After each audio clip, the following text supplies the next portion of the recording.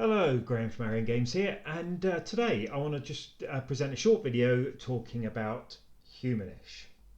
So this is a game I wrote a few years ago. It's not part of the main lines, it's not part of Advanced Fighting Fantasy, it's not part of Maelstrom line.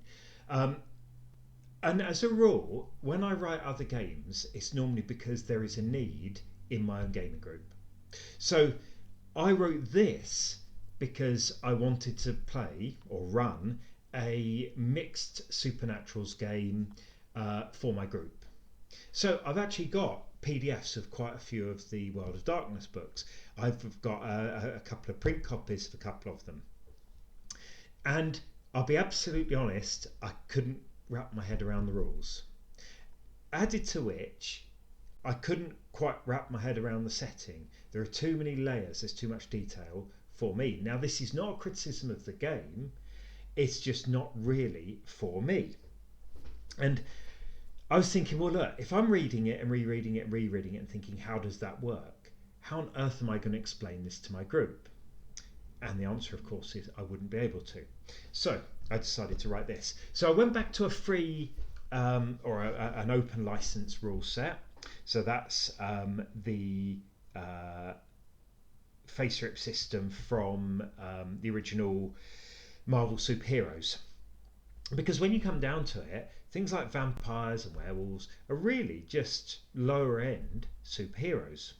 So I thought, well, if we've got that, all I've then got to do is fit appropriate powers and so on to give it that feel.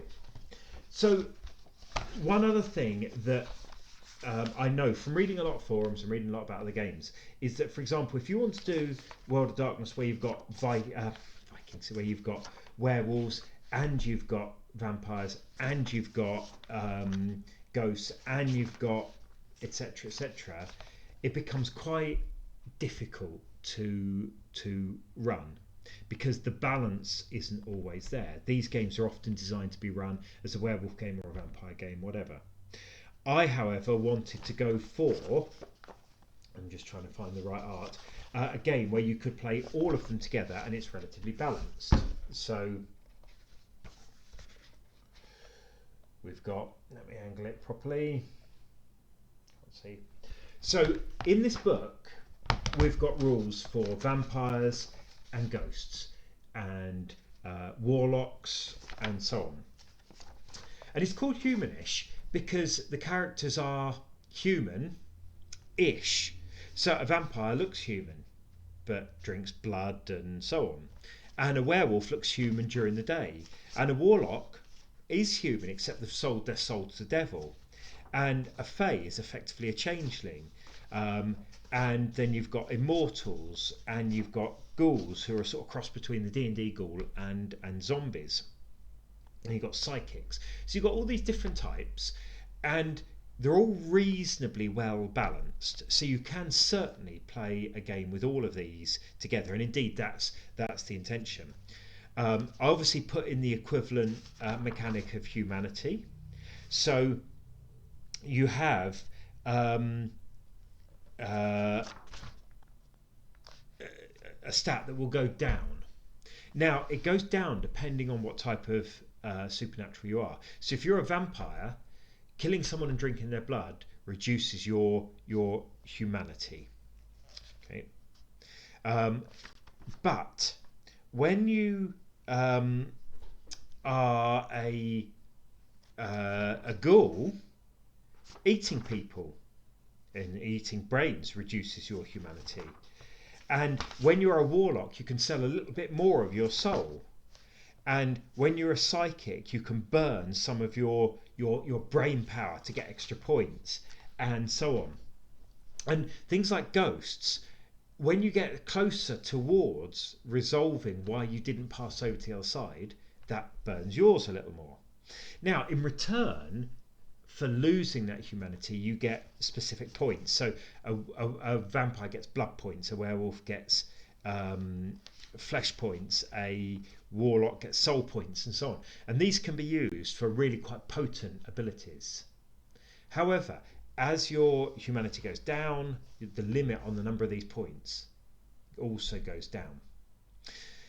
And the thing about this game is because it's based on the FASERIP system, it's really, really, really fast to learn and to play. I can teach people to play this in around about 5 minutes. You can create a character in around about 10 minutes. Now, it doesn't have a setting. So I was very much inspired to write this by the Being Human TV series. Now, if you haven't seen it, it's something I really, really, really recommend you watch because it is a fantastic program. And in that Being Human, it's not one view of this type of urban fantasy, which is vampires in trench coats with katanas. And I know that's a trope that gets overused, but it is a trope that's used. In humanish, the characters are normal people who just happen to also be psychics, warlocks, vampires, ghouls, and so on. So it's very much a grounded game. You are very much an ordinary person trying to live an ordinary-ish life. You just happen to be a supernatural as well. And so I wanted to go for something really, really straightforward, something easy to play. You could, of course, play this in the World of Darkness setting. You could play this in just the real world. You could play this in whatever sort of setting you want.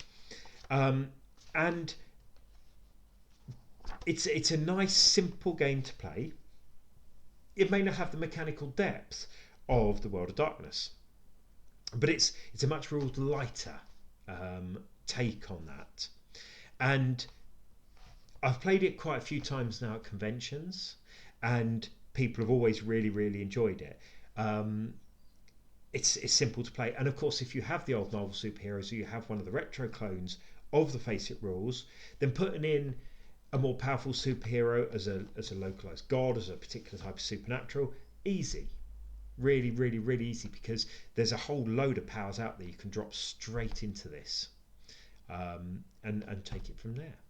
So I will add a link to the video description with where you can get hold of this.